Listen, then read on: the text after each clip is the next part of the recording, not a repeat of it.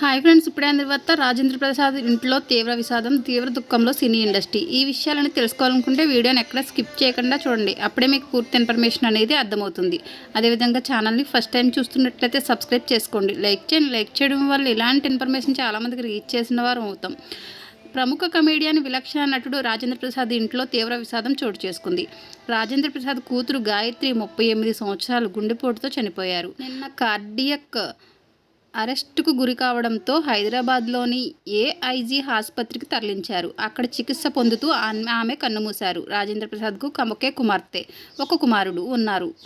బిడ్డ మరణంతో వారి ఇంట్లో తీవ్ర విషాదం నిండింది. గాయత్రి మృతిని తట్టుకోలేక రాజేంద్ర ప్రసాద్ కన్నీరు మున్నీరవుతున్నారు.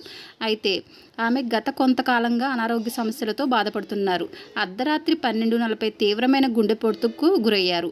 వైద్యులు తీవ్రంగా శ్రమించిన పరిస్థితి చేయి దాటిపోవడంతో గాయత్రి కన్నుమూశారు. కాగా ఆదివారం గాయత్రి అంత్యక్రియలు జరగనున్నాయి.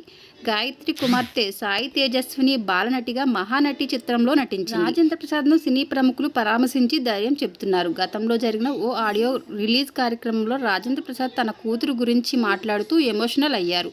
తల్లి లేని ప్రతి కుమార్తెలో తల్లిని చూసుకుంటానని చెప్పుకొచ్చారు. కూతురు సెంటిమెంట్తో వచ్చిన తల్లి నా చిట్టి తల్లి అనే పాట తనకెంతో ఇష్టమని, ఆ పాటను గాయత్రికి ఎన్నోసార్లు వినిపించినట్లు చెప్పారు. ఇలాంటి లేటెస్ట్ ఇన్ఫర్మేషన్ వీడియోస్ కోసం ఛానల్ని సబ్స్క్రైబ్ చేసుకుని లైక్ చేయండి, షేర్ చేయండి. Thank you for watching.